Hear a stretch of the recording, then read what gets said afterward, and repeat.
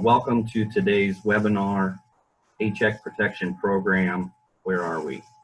My name is Zach Richards. I'm a director here at DWD, and I've been tasked with getting up to date on the Paycheck Protection Program over the last few months and trying to make sense of it all as much as that's possible.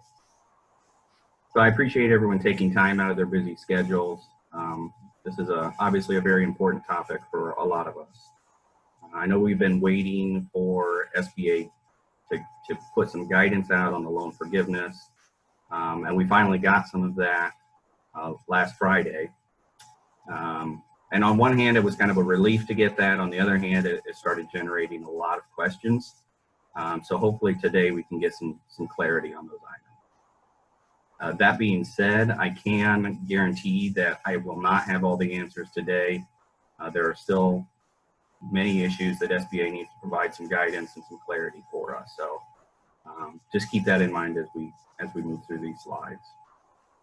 And also, if possible, by the time we get done with this webinar, there will be some new update that SBA has come out with. The rate that they've been coming out with new guidance has been quite crazy. So just keep in mind that this is as of 10 o'clock on May 21st, what we know right now. And if you have any questions throughout the webinar, be sure to submit them to the Q&A. We'll try to answer those for you. And if there are some common questions throughout, we'll try to address those at the end of the presentation. So where are we? If you're like me, you probably feel like you're stuck somewhere between lost and very lost. Many borrowers have now had their PPP funds for over 4 weeks, and we've really had little guidance on how the forgiveness process is going to work and exactly how the calculation is going to be done. And while we don't have all the answers yet, at least we do now have an application, we do have some instructions, and we can use that as a starting point. So here's the agenda for our discussion today. We'll take a look at some of the latest numbers regarding the protection program, some of the recent guidance from SBA and Treasury. We'll then look at some of the common questions that you all submitted when you registered for the webinar. Then we'll get into the actual loan application, and finally we'll take a look at the HEROES Act and how that might affect the Paycheck Protection Program. With the recently published loan forgiveness application, we'll focus most of our attention on that area.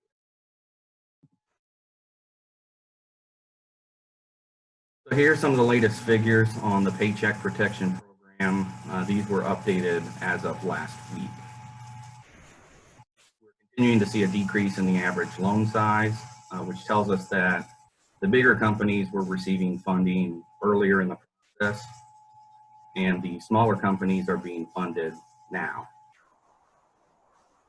When the program first started, SBA was issuing an average of $30 billion per day. And to put that into perspective, the SBA usually issues about $30 billion in a year. I'm getting a message here that I'm fading out, so let me try and switch to my ear pods here and see if that helps.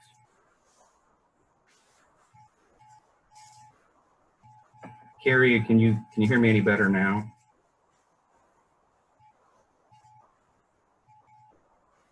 Okay, let's give this a try.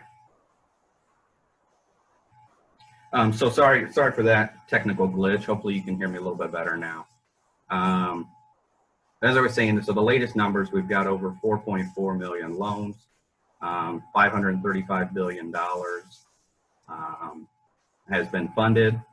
The average loan now at 125,000, and we're seeing that number drop as more loans are funded, which tells us that we did have more large loans at the beginning of the program, and now some of the smaller companies are able to get their funding. And it's important to note that we still have plenty of funding available. So if you haven't gotten your PPP loan yet, there's still time for that.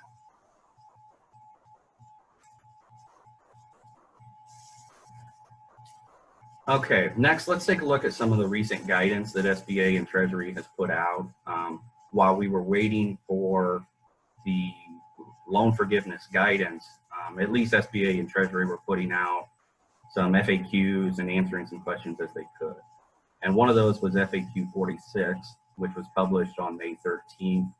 And it provided guidance on the safe harbor for the certification of the loans for loans that were less than $2 million. One of the things to keep in mind here is that this new safe harbor, that doesn't mean that anybody can just get a loan as long as it's under $2 million and there's no requirements. You still have a requirement. You're still required to certify that certain economic uncertainty makes the loan necessary. And also, you're still allowed to borrow more than $2 million. You just need to understand that SBA and Treasury are going to look at those particular loans with more scrutiny. I think the issue regarding this all arose when some of the bigger companies were taking advantage of the PPP and probably shouldn't have been. We heard in the news that Ruth's Chris and Shake Shack, they had received PPP funds, but really they had other sources of funding available to them that they could have utilized. And so they shouldn't have been part of the program. And they paid the funds back, but I think what happened there was SBA and Treasury started to scrutinize the program a little more. And by putting out this FAQ, they let the smaller businesses know that, look, we still want you to take advantage of this program. You need, while it wasn't meant for Ruth's Chris and Shake Shack, it was meant for small to mid-sized businesses. Another FAQ was that was kind of important was FAQ 40, and that came out a while ago on May 3rd. And it addresses a concern when an employer offers to rehire an employee, but that employee rejects the offer.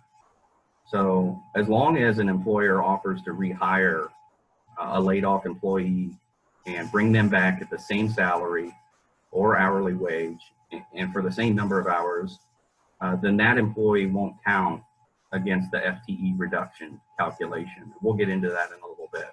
But the main thing there is you're not going to be penalized if you tried to bring people back and they chose not to. The last thing, the last bullet here is important to note that you should be aware that if employees reject offers of reemployment, they may be forfeiting eligibility for continued unemployment compensation. With the way that the legislation passed, we've seen a lot of individuals that want to be on unemployment. And so you may, as an employer, you may be trying to bring people back, and those employees are saying, I don't want to come back. I would be better off. I would make more money on unemployment. And so if you run into those situations, be sure to let those employees know that this will affect their unemployment count.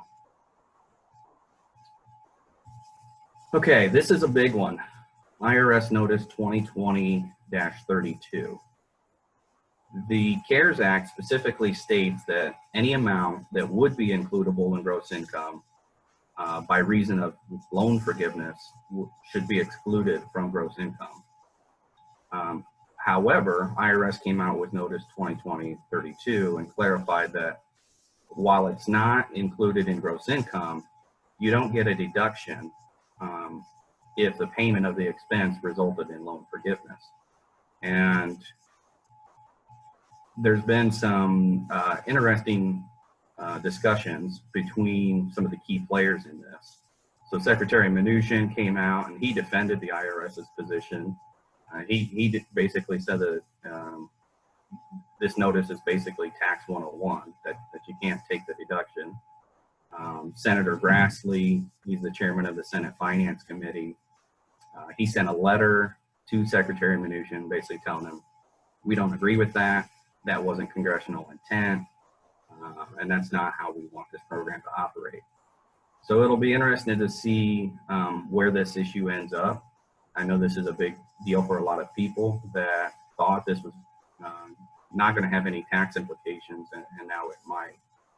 My gut feeling is that Congress will get this fixed, but until they actually do, we'll just have to wait and see. Okay, next, let's get into some of the common questions that were submitted when you registered. I'll try to work through these fairly quickly and see if we can make sense. So this first one, what is considered payroll cost for a partnership? And does their 8-week profit enter into the forgiveness? And this is a really good question, but partnerships have by far received the least amount of guidance. They were kind of late in the game in explaining how partnerships can even get the PPP loan, and now it appears that they're kind of late in getting us some additional guidance. But the big thing to keep in mind with partnerships is we have to get a better understanding of this concept of owner compensation replacement. We'll get into that when we go into the loan forgiveness application, but it's important to know that based on your 2019 income as a partner, that's going to affect how much loan forgiveness you can get during your 8-week period. So the payroll paid to the employees of the partnership, that's kind of one bucket, and they're going to fall in under their own calculation on table 1 and table 2 of the worksheet. And then we have to look at the partners themselves, and they kind of fall into a different bucket. And what they're limited to is the lesser of their wages that they were paid over the 8-week period, and that would be limited to the $15,385, and that number is the prorated $100,000 annual limit over the 8 weeks. But what they threw in the application over the weekend was that you also can't go beyond your 8-week prorated compensation for 2019. And so what we're seeing here, it kind of makes sense, but what they've done is they've said, if you had, as a partner, if you made $52,000 last year, that's an average of $1,000 a week. So over the 8 weeks, we would say, well, you kind of average about $8,000 during the covered period. They don't want you to be able to increase your pay during the covered period to this $15,385. I see what they were trying to do. I don't know if it's exactly the best way to go about it, but that's kind of where they ended up with partners and self-employed individuals. If there is no mortgage, interest, rent, or utility payments, would the forgiveness be capped at 75%? No. So there's been some confusion on this 75-25 rule and how does that play into all of this? And really the rule limits the non-payroll costs. So if you have payroll costs that are fully forgivable, assuming that you're not limited for any of the reduction calculations, then those payroll costs will be fully forgivable. Where you run into an issue is if you don't have enough payroll costs, you're going to be limited on your non-payroll costs. And so in this example here, if we have a company with $75,000 of payroll costs during their covered period, the way the form reads is you'll take the $75,000, you'll divide that number by 0.75, and that comes up with a total of $100,000, which is your maximum loan forgiveness. And so when we look at it that way, we come up with a maximum non-payroll forgiveness amount of $25,000. So the limitation is really on the non-payroll costs, and it's saying that if you had $75,000 of payroll, even if you had $50,000 of non-payroll, that's going to be limited to $25,000. Kind of to state it another way, it's just got to be that your non-payroll costs don't exceed 1/3 of your payroll costs. We'll talk a little bit later about the HEROES Act and how that might affect this, but it's possible through that bill that they're going to change the 75-25 rule. When will the loan forgiveness application be due? This is another one we're going to kind of give here's sort of the answer. The application should be submitted to the lender within 60 days after your 8-week period. But we believe that there's a good chance it could be extended. And there's a couple of reasons for that. One is the FTE reduction calculation. There's a safe harbor in there that says if you reduced your FTEs and that's going to limit your loan forgiveness, one of the safe harbors is to restore your FTEs by June 30th.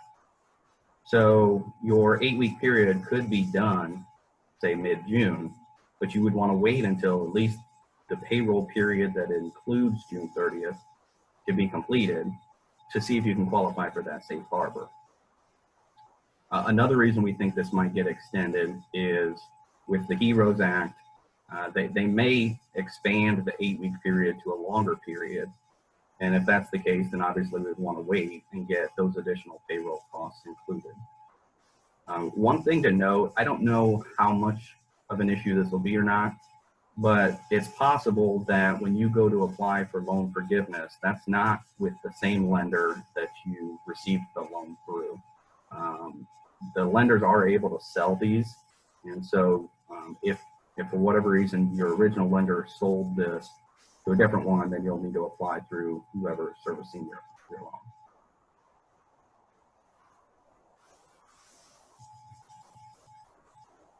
We typically pay our 401k employer contribution once a year. Is it possible to make part of our 2020 employer contribution during the 8-week period?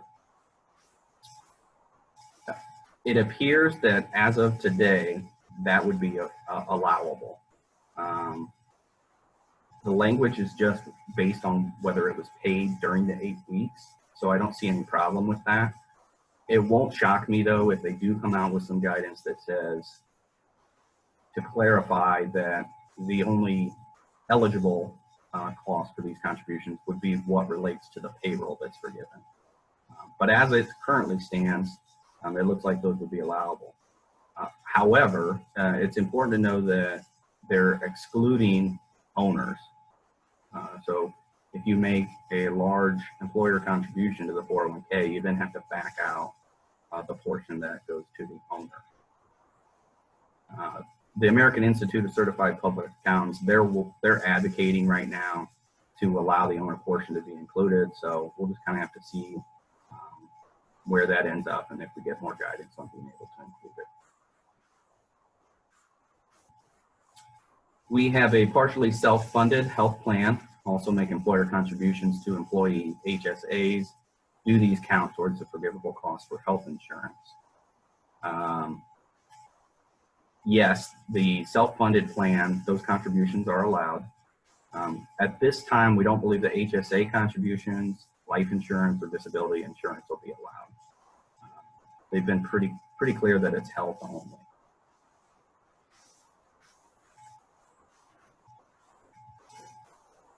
We have paid some employees for sick leave under the Families First Coronavirus Response Act. How will this impact our loan forgiveness calculation?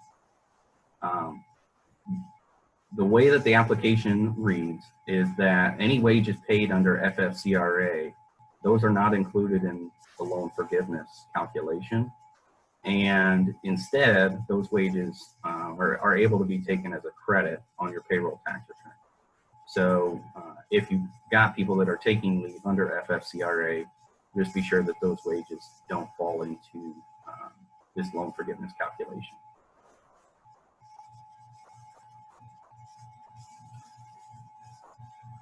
How do you account for the salary and hourly wage reduction and the FTE reduction calculations for employees that are being paid sick leave wages under FFCRA? This is a really good question, and we need more guidance on this to better understand it. But I've tried to rationalize how I think it would make most sense. So the instructions state that you don't include the FFCRA wages in your cash compensation, but then they don't really mention what to do as far as it relates to the reductions in the FTE calculation of the salary and hourly wage reduction. But when you look at it, I mean, the intent of the CARES Act is to keep employees on payroll. And in my opinion, it would go against what we're trying to accomplish here. And I've thrown this example in the bottom to try and see how it could work. So let's look at a business that has 2 employees. Both are full-time.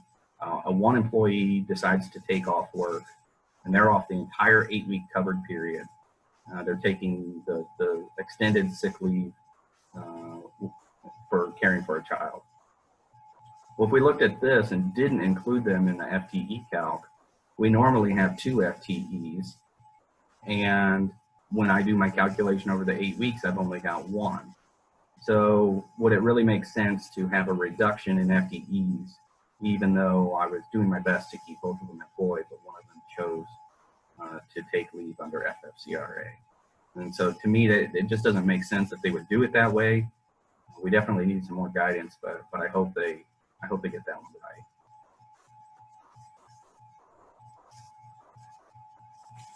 right. We use a temp agency for some of our labor. Would these costs be included in payroll costs? Yes, they would. So the way the SBA defines an employee, they basically say full-time, part-time, or other basis. And that's been interpreted by most people that would include temp agencies, union employees, if you use a PEO, things like that. You would still be able to count those in your wages, in your FTE count, and in your salary and hourly reduction.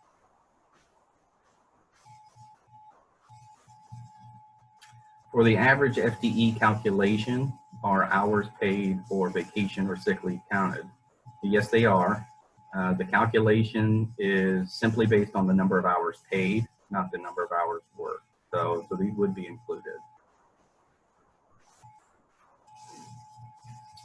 Okay, so this is the part of the presentation where everyone is going to think that I'm sounding crazy. This is where I think SBA overcomplicated this issue, but here goes nothing. At what date are we measuring FTEs? So as I look through the loan application or the loan forgiveness application, I think there are basically 7 different ways that we're going to have to calculate FTEs. And it's not that you're going to need all 7, but you might need to complete them just to find out which period makes the most sense for you. So forgiveness, for instance, you've got the covered period and the alternative payroll covered period that we'll get into when we go look at the application. Well, you might have to do the FTE calculation for both of those to see which period might make more sense for you. And then there's a handful of these other periods that need to be completed based on whether you're looking at meeting a safe harbor requirement or meeting the FTE reduction calculation. So I really think that they overcomplicated this, and I hope this won't be too burdensome when we go to apply for forgiveness, but we'll have to see. The other thing that's interesting here is it's on an employee by employee basis. So it's not as simple as saying, I'm going to take the total hours I paid, divide it by 40, and that's the number. I've got to do the calculation on an employee by employee basis to make sure that no employee is greater than 1 FTE.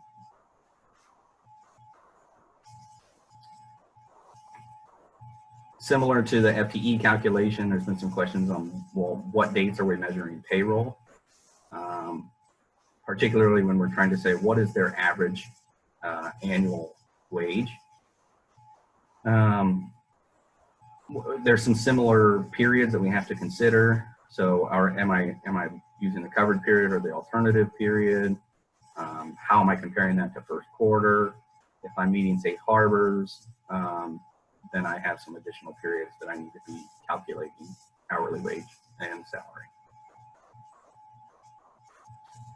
Is PTO payout or buyout an allowable forgivable cost? And what about bonuses or hazard pay?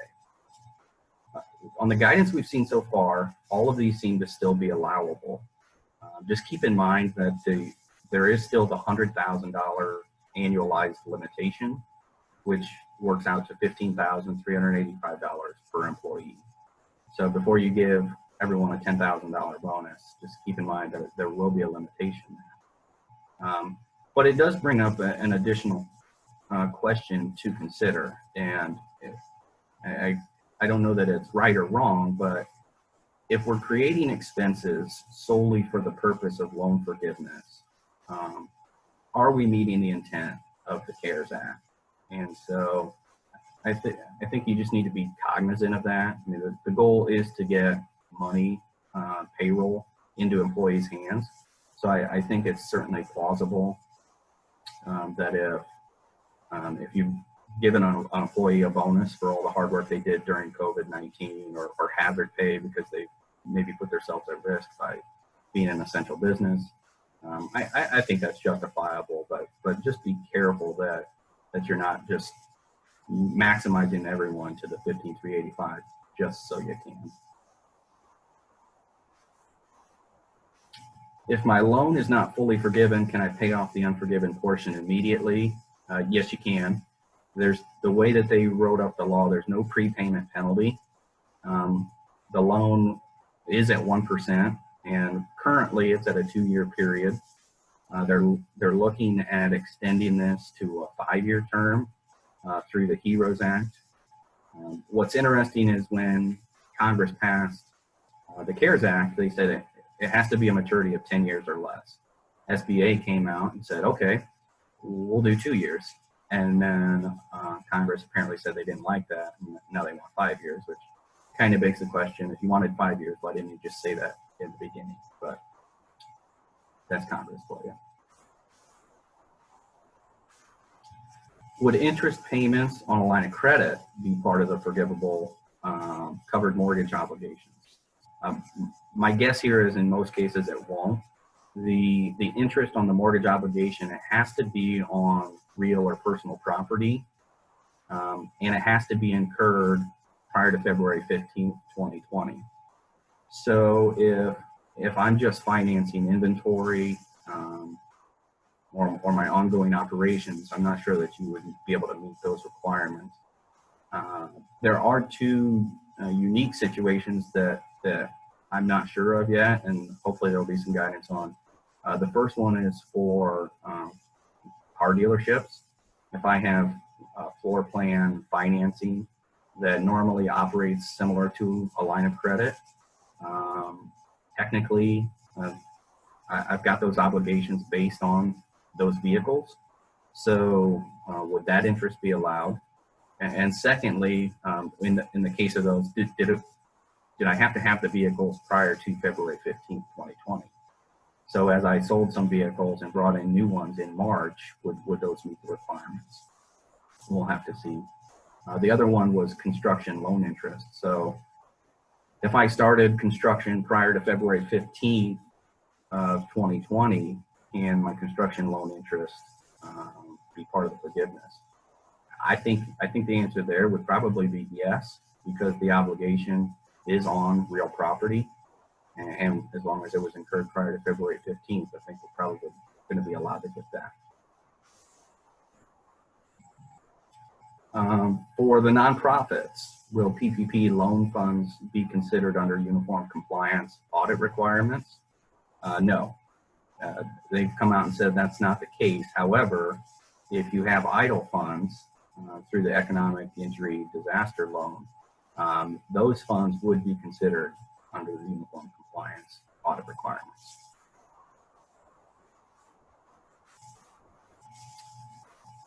This is an interesting one regarding lease expenses. We know that some lease expenses can be part of the forgiveness. But the question here is, what if I don't have a written agreement, but I have I've had an agreement in place verbally. I've been paying historically for the last couple of years, and I can prove that I pay $2,000 a month to this party for this. I think we need some more guidance here, but my thought is maybe it would be allowed. When you look in the loan forgiveness application at some of the required documentation, when they get to rent or lease payments, the first one is the easy one. Do you have a copy of the lease agreement, and do you have receipts or checks that can say, here's what I paid during the covered period? So that's easy. Written agreement, and I made the payments, here we go. The second one is where I'm getting a little hung up and think that maybe a verbal agreement would be okay. But what it says is if you can provide lessor account statements from February through the covered period, and then 1 month after, that potentially could verify that they were eligible payments. So these lenders, when you apply for forgiveness, will the lenders allow you to say, you know, I've been paying $2,000 a month to ABC company. I went to ABC company. They gave me these account statements saying that here's the lease payments I've made during these periods. will they allow those costs? So it'll be interesting to see how the lenders interpret that and if they'll allow those costs to be forgiven. How do I record this transaction on my financial statements? So when we receive the PPP funds, obviously we're gonna put it into some type of cash account, whether that's a separate bank account or not.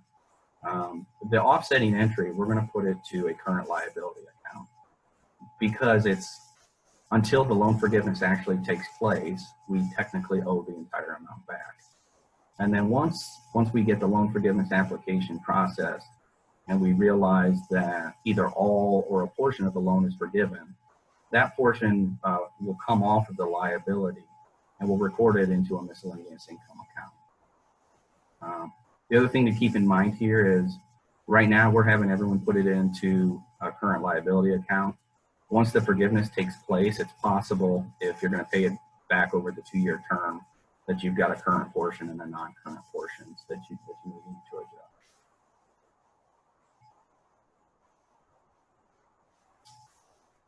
How do I apply for the grant for lost income? I think here what we're talking about is the economic injury disaster loan and the advance payment. And the way that they set up this EIDL program was you could apply rather than going through a lender and getting the PPP, you could get this EIDL directly through the SBA. And the first $10,000 of that acts as a grant that doesn't have to be repaid.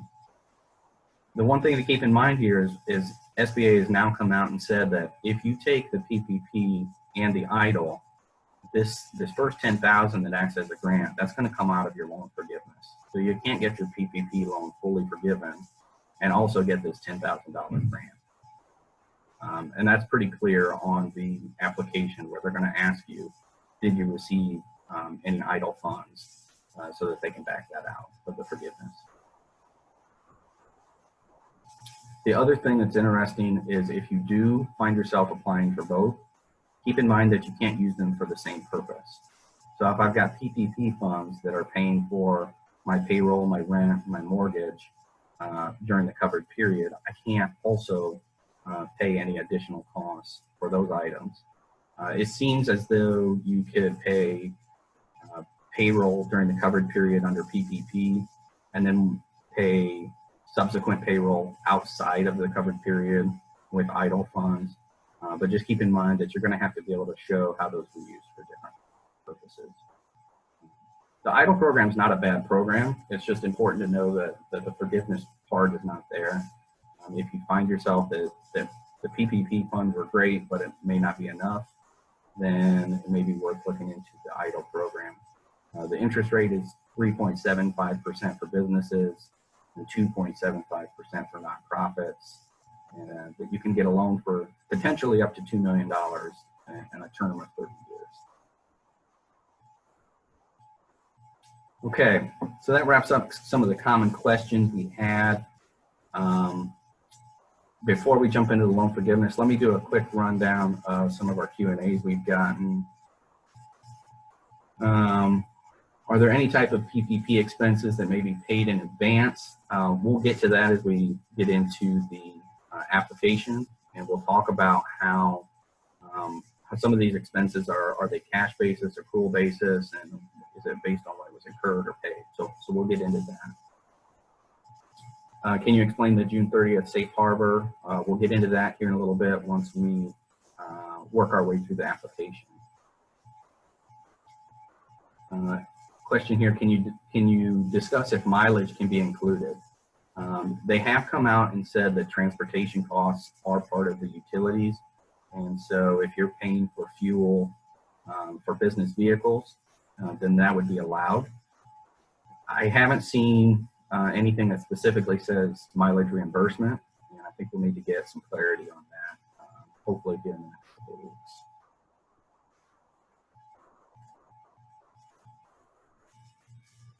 Okay, let's jump into the application and hopefully that'll answer some of these questions as we move forward. So the application came out last Friday on May 15th.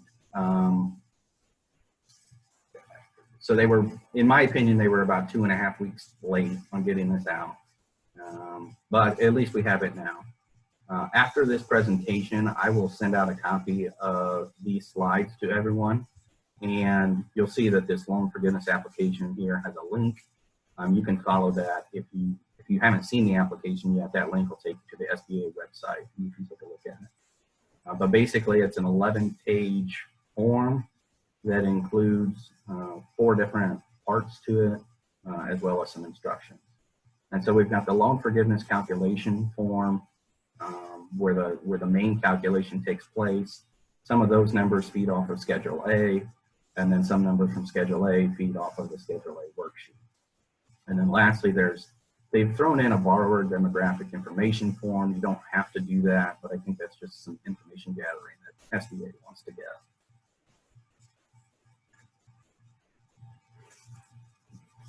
Okay, let's talk about a couple of key definitions that are in the application, and we need to understand how they work.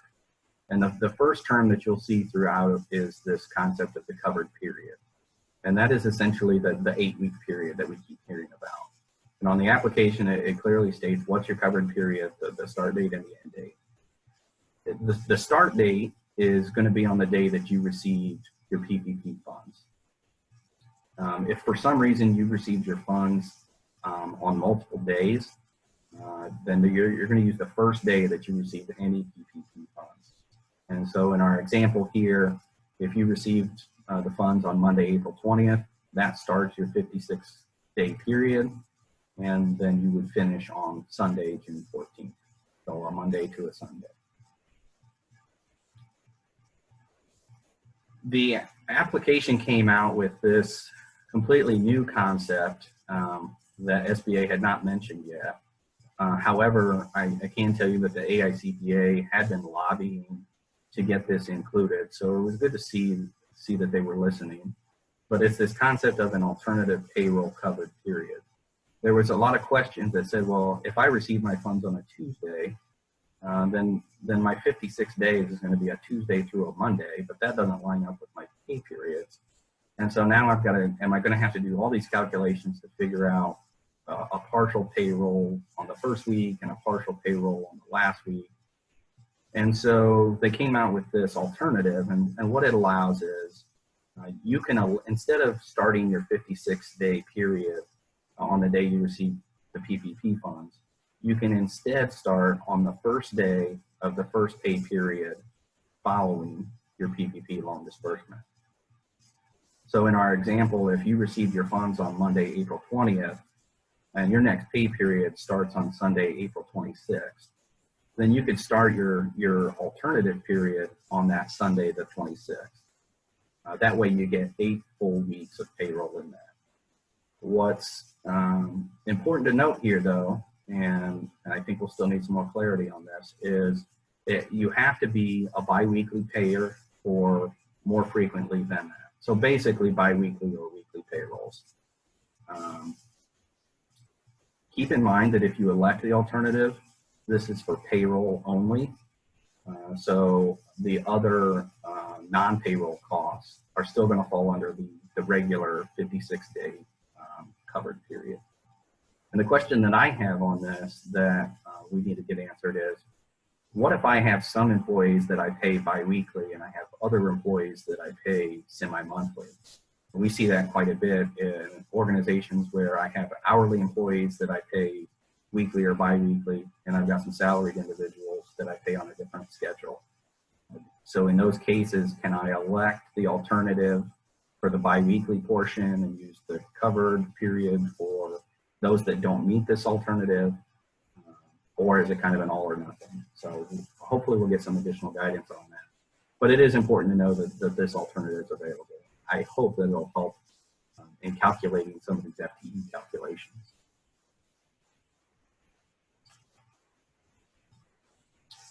Next, let's talk about eligible payroll costs.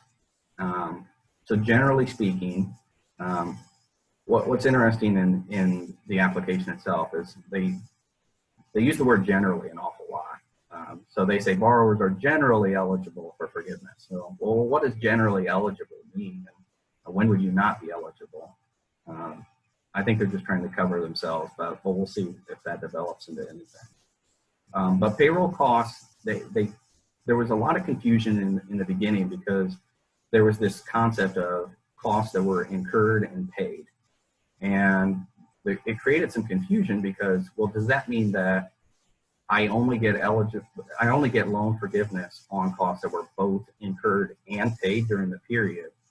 That could have a negative impact on a lot of people. For instance, my first payroll period, well, it's paid during the 8 weeks, but all of it was incurred prior to the 8 weeks starting. So is that not included? Or at the end of it, well, I incurred it all at the end of the 8 week period, but I didn't pay it till after the 8 weeks ended. They came out with this guidance, and it's fairly beneficial. I'm not sure how they came to this conclusion, but basically what they're saying is any costs that were paid during the 8 week period, those get included. So even if my PPP funds were received on a Thursday and I pay payroll on a Friday, that first payroll, even though it was for wages that were not inside the 8 week period, they're going to allow that to be included. So the first step is, if it was paid during the 8 weeks, we're good, we count it. And then at the end, they say, well, what about if I've got payroll costs that were incurred, but I hadn't yet paid it during the 8 weeks? They're going to also allow you to get that incurred portion so long as you pay it during your normal pay schedule. And so in a lot of cases, you're going to have situations where you can get more than 8 weeks of payroll. Depending on whether you're weekly or biweekly, you might be able to get closer to 9 or 10 weeks of payroll. And this should be good for everyone. I can't really think of any case where it wouldn't be helpful, but it may add a little complexity to it in figuring out how do I calculate the covered period, the alternative period, and which one's more beneficial for me. We kind of talked about this in the common questions regarding the partnership, but one of the certifications that they added into the forgiveness application is that payroll for any owner, employee, self-employed individual, or partner cannot exceed 8 weeks worth of their 2019 compensation. So when there was some guidance that came out and they talked about Schedule C, self-employed individuals, and how they were going to calculate that. And it looks like now they're going to apply that kind of across the board to partners and owner employees. However, one thing we don't have yet is what's an owner employee. They haven't really defined that very well. So we'll need to get some guidance on that and see, is that, what if I'm a shareholder of an S corporation? What if I'm a minority or a majority shareholder? At what point, how do I define an owner employee? So hopefully we'll get some answers there. The other thing to keep in mind is when you're counting these payroll costs, make sure that you're not counting any payroll costs twice. So if it was paid and incurred, you can't count it for both purposes. So just make sure you're not double dipping anyway. Eligible non-payroll costs, we've got the three main areas: your covered mortgage obligations, covered rent obligations, and covered utility payments. So the mortgage obligations, keep in mind that's for payments of interest. So you can't prepay anything, and it's not for any of the principal. And the obligation has to be on real or personal property, and it had to be incurred before February 15th. And that's kind of a common theme throughout here with these non-payroll costs. Everything had to be in place before February 15th. The rent obligations, you had to have a lease agreement, and it had to be on real or personal property. So that kind of opens it up to a lot. If I'm leasing trucks or vehicles, equipment, copiers, there could be a lot of different lease payments that you've got here. Another common question we've been getting on the lease payments is, what if I'm leasing to a related party? There's really been no guidance so far that says you can't count any payments to related parties. So for now, as long as there was a written agreement in place, it appears that you'll be able to include those costs in the forgiveness calculation. Another area that was kind of confusing is this concept of utility payments and what does that include, what does it not include. and they've come out and said that electric, gas, water, transportation, telephone, and internet. That's what constitutes utility payments. And in the case of transportation, we interpret that to be, you know, if you've got business vehicles, you're putting fuel in them and maintaining those vehicles, and those costs would be included. But we still need some guidance on the mileage reimbursement. The other area we don't really know for sure is when we say telephone, does that include cell phones? And if it includes cell phones, is part of the cell phone business and part of it personal, and how are we going to calculate that? Another area, hopefully we'll get some answers. But this is another item where they gave us some favorable terms similar to the payroll, where you're going to be able to get more than just 8 weeks of costs in a lot of cases, because these eligible non-payroll costs, first step is, was it paid during the covered period? And if it was, then all of it gets included. And then if there was any that was incurred but paid after, we can take a portion of that as well. But keep in mind, currently with the 75-25 rule that we looked at, you're going to be limited to your eligible non-payroll costs if you don't have enough payroll activity.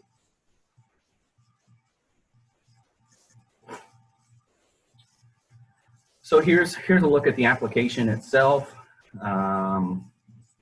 You can see there's kind of 3 main sections and how they feed off of it, but we're calculating our payroll, we're calculating our 3 non-payroll costs. And then we run into some of these reduction calculations where we look at the salary and hourly wage and the FTE reduction. And then from there, we get to the potential forgiveness section where we've got a modified total. We compare that to our PPP loan, and we also have to look at the 75-25, and then that gets us to a final forgiveness amount. Schedule A is where some of this information feeds into the calculation itself. But basically, there's 2 tables within Schedule A where you have to look at compensation paid and the average FTE, and potentially, if you're in Table 1, the salary and hourly wage reduction. So let's look at the Schedule A worksheet where these tables are. What's important here to take away is you've got to basically do this on an employee by employee basis. You've got to calculate their cash compensation during the covered period or the alternative payroll covered period. You've got to calculate their average FTE on an employee by employee basis. And then the last thing is, if they fall into Table 1, then that means they are part of the salary and hourly wage reduction calculation. If they're in Table 2, the only calculation is the FTE. So it'll be helpful the more people that we can get out of Table 1 and into Table 2, so we don't have to mess around with the wage reduction calculation. And for whatever reason, the way that they broke these out is if you've got annualized payroll less than or equal to $100,000 for 2019, you go to Table 1. And if your annualized rate was greater than $100,000 for 2019, then you're going to go to Table 2. What really doesn't make sense to me, though, is they annualize it on a payroll by payroll basis. So I could make $20,000 for the entire year of 2019. But if in 1 week I made $2,000, then I'm over the $100,000 annualized calculation for that 1 week. And that would put me into Table 2 instead of Table 1. So if you pay bonuses, or you have PTO payout, or any big particular payroll period, you could potentially have a lot of individuals that, while they didn't make $100,000 for 2019, the way this annualized calculation works, you could put a lot of people down into Table 2, which would be helpful in reducing how many people we have to do for this wage reduction.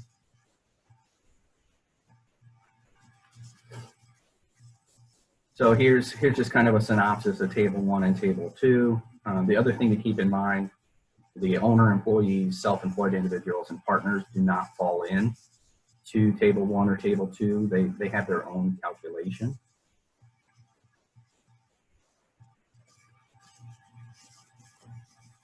So on the worksheet, we've got the cash compensation paid or incurred during the covered period. So again, that kind of falls into the, when you do your covered period or alternative covered period, you're gonna have to figure out what was paid and then what was incurred and paid subsequent on a normal payroll schedule. When you do the cash compensation, keep in mind you exclude any wages paid under FFCRA. So if you've got that, that would not be included in this cash compensation. And then for the average FTE, there was a lot of speculation initially as to how we were going to calculate it and how many hours per week was it going to be based on. A lot of people thought it would be based on a 30-hour work week, because that's what the Affordable Care Act did. However, SBA, when they came out on Friday, they said, no, it's based on a 40-hour week. You calculate it on an employee by employee basis. No employee can be more than 1 FTE, and when you're doing these calculations, you average it to the nearest 10. One question I have that I haven't been able to get clear guidance on is, when I do this calculation, am I doing it on an employee basis, on a per week basis, or over whatever total period I'm calculating? The example I thought of is, what if I'm looking at a 2-week period and I have an employee that worked 60 hours in the first week and they only worked 20 hours in the second week? Well, they worked 80 hours over 2 weeks, so they averaged 40 hours per week. So if I look at it that way, I've got 1 FTE. If I have to look at it on a week-by-week basis, then the first week where I worked 60 hours, I can't go over 1 FTE. So is that week 1 FTE, and the week with 20 hours is only a 0.5? And then do I have to average the 2 weeks and only get credit for 3/4 of it? So it'll be interesting to see how they calculate all this, if they want us to do it just by employee or by employee and by week. Lastly, there's a simplified method they came out with that may be beneficial depending on the schedules that employees are working. But basically it says that if you've got someone that's a full-time equivalent, if they work 40 hours a week every week, they're a 1.0 FTE. Anyone that doesn't meet that is a 0.5. And so that's another area where we're probably going to have to do an extra calculation to say, am I, for each of these periods, you know, these 5 or 6 or 7 periods we've got to calculate, am I better off calculating FTE to the nearest 10th, or am I better off just using this optional simplified method? The salary and hourly wage reduction, again, this is only for Table 1, and it has to be done on an employee by employee. And in the application, they provide the details of how to fill out. But keep in mind, this has to be done for every employee. And what we're doing here is we're saying, well, how do I annualize their earnings during the 8-week period? I'm going to annualize their earnings over the first quarter, and was there a reduction of more than 75%? If there was, then we've got more calculations to do to see if we can meet a safe harbor. It's going to get pretty complicated if we have to go through all these calculations. However, the safe harbors that we're going to talk about, just keep in mind, if you bring all your employees back by June 30th and you pay them what you were paying them previously, and you bring them back to the number of hours that they're used to working, you should be able to meet the safe harbors. So while it may be painful to go through all these calculations, you know, the light at the end of the tunnel is there's some safe harbors available that should be able to be met.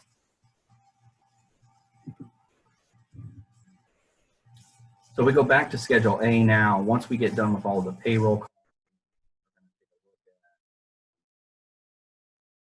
some of the non-cash compensation that can go into it. So we've got line 6, employer contributions. That can be for health insurance. That does include contributions to a self-insured, but do not include any pre-tax or after-tax contributions by employees, because those would already be included in the gross wages above. Line 7, employer contributions to employee retirement plans.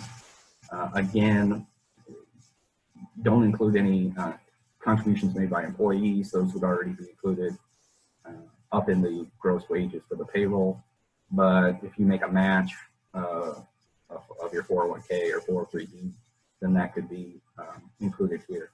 But we did get one question that asked, well, what if I pay fees to the TPA that monitors and administers the plan? Would that be allowed? We don't think so. Right now, we believe it's simply just what were you putting into the employee account. And then last is line 8, this concept of state and local taxes. They've come out and basically said that basically just means state unemployment tax. I know there's been some questions as to, well, how do I calculate that? Is it based on the payroll during the 8 weeks or just what I paid? The current guidance is based on what you paid. So it's possible that depending on when you got your PPP loan, you may have made a large payment for state unemployment for first quarter that fell within your 8 weeks. And if that's the case, it appears, at least for now, that entire payment would be allowed. And then line 9, the amounts paid to owners. Again, this will be capped at the $15,385 based on the $100,000 annual limitation. But then kind of the caveat they threw in there was for the 8-week equivalent of their 2019 compensation, whichever is lower.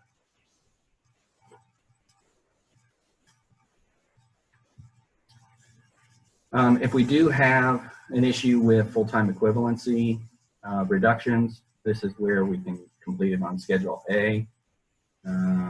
What's interesting, there's this checkbox at the top that just says, I didn't reduce the number of employees, I didn't reduce the average hours they worked from January 1st through the end of the covered period. You can just check the box and skip the calculation. So that'll be interesting to see, like, well, I checked the box, but I don't know what else you want to see for that. The other question is, why did they pick January 1st? That really hasn't been anywhere in any of the guidance yet, but for some reason they said January 1st is kind of the starting point for that particular safe harbor. So when we do the calculation, we're going to have our reference periods we look at. There are a couple of exceptions.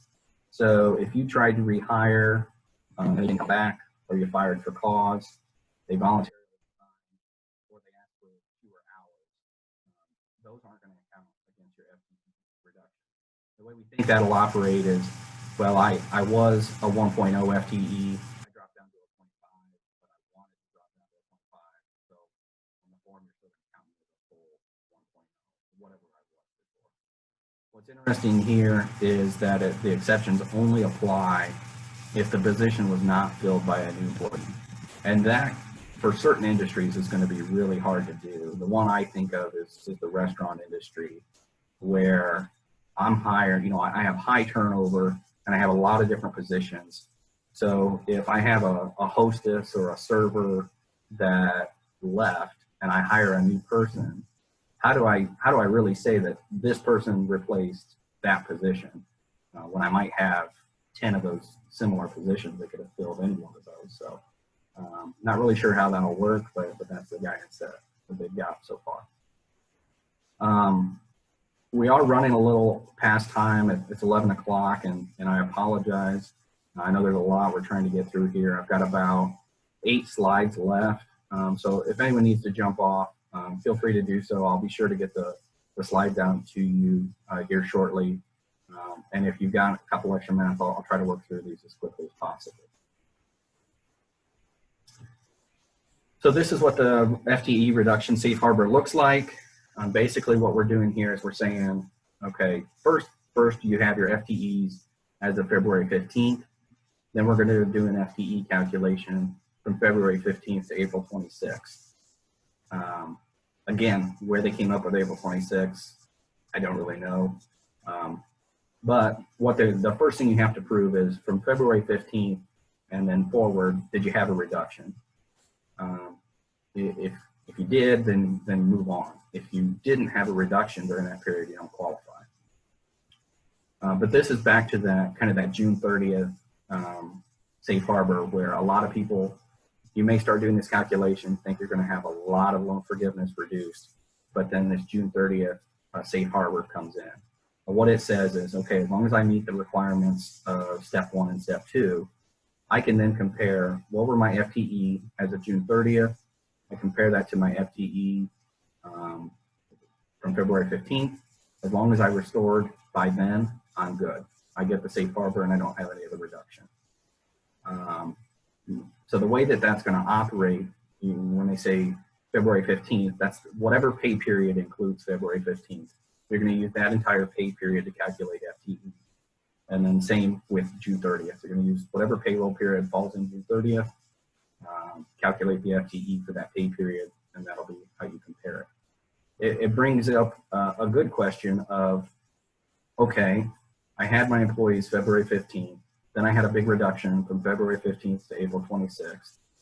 I didn't have all the payroll costs that I wanted. Maybe I work in a restaurant and I haven't been able to open. But by June 30th, I am able to open. Not quite as much as I would like, but I can get back up to capacity. How long do I have to maintain these FTEs after June 30th? And the guidance really doesn't say anything. It almost looks like you could say, whatever pay period June 30th falls in, I'm bringing everybody back for that 1 week or for that bi-weekly payroll. That way this calculation gives me the number I want, then we'll go lay off a bunch of people again. Personally, I don't think that meets the intent or the spirit of the law, but I think SBA is going to have to give us some guidance on how that's going to operate, and if it really is as simple as one payroll, you got to be whole, and then it doesn't really matter what you do after. Real quick, we'll go through some of the required documentation. All of this is included within the instructions. The main thing that I want to hit on with the required documentation is, I think it's going to vary lender by lender as to what exactly they want and how they want to receive it. So we're going to have to get with our lenders and find out how they interpret this required documentation and what exactly they're going to need for them to be able to get the loan forgiveness. So you can work through this, but there's some payroll items, that there's some specific documentation for payroll, and then lastly, there's some documentation that they want you to maintain, but you don't necessarily have to provide it. I don't really know in what cases come back and say that documentation you're supposed to maintain is like the CFE. But just keep in mind, these are things that you should be documenting and having available. Okay, the last thing, and then we'll get out of here, is a quick rundown of the HEROES Act. This is just a huge curveball that they've thrown into this whole thing. You know, we finally got a loan forgiveness application. We have some ways that we start to put pencil to paper and try to calculate this loan forgiveness. And this HEROES Act could really change almost all of it. So the HEROES Act it's the fourth stimulus bill. And part of that, it's a $3 trillion bill, and part of that includes some modifications to the Paycheck Protection Program. And so the bill, currently it's passed in the House, being debated now in the Senate. I don't think it's going to pass in its current format, but it is interesting just to look and see kind of what direction the program may be heading and how that may affect us. The first thing is that they're looking at possibly extending that 8-week covered period to 24 weeks. This could have a really big impact on businesses that were slow to reopen, that may have been closed due to the quarantine. The ones that come to mind from my standpoint are the restaurants and retail industries, where they had to shut down, they got their PPP funds, and then due to the quarantine, they weren't allowed to open. So I know we received one question that said, look, I've got my PPP funds, but we're still not open at all. We're not allowed to open. So their 8-week period is going to come and go, and they're not going to have the payroll that they were hoping to have. Well, hopefully extending it to 24 weeks would allow them to then open and give them time to open and get enough payroll costs to maximize their loan forgiveness. And if we would get 24 weeks, I would think most, if not all, would be able to get their loan forgiveness fully forgiven. The second part is we discussed the whole concept of the expenses that are forgiven are those tax deductible, and so Congress is wanting to do that. It appears, and hopefully that gets done within this bill. Next, it removes the requirement for the whole 75-25 rule. There's talk that maybe they'll drop that down to 50-50, or they'll just get rid of it altogether. So again, if you're a situation where, look, I had a lot of non-payroll costs, but I wasn't able to get my payroll up, I really don't want to be limited. I was just trying to pay my utility bills and get those taken care of. If they can get this out of there, then at least you won't be limited from there. And then lastly, we briefly talked about this, was extending the maturity of the loan from 2 years to 5 years. I do want to share 2 resources for you. Again, at the bottom is the loan forgiveness application. So if you haven't seen that yet, take a look at it and check it out. This top one is, so most CPAs are members of the AICPA. They've got a SBA resource page on their website that has a lot of guidance on it that you can go and check out. One of the things they've published is an Excel-based loan forgiveness calculator. The reason I'm not providing the actual Excel worksheet to you is that there's so much changing with this that they are coming out and modifying this Excel sheet almost on a daily basis. So you have to go out here, download the Excel sheet, and check the last modified date and see what changes they've made as we get more information and more clarity. But if you go to this web page, about halfway down, there will be a calculators area with it, and this loan forgiveness calculator link will then download an Excel spreadsheet for you.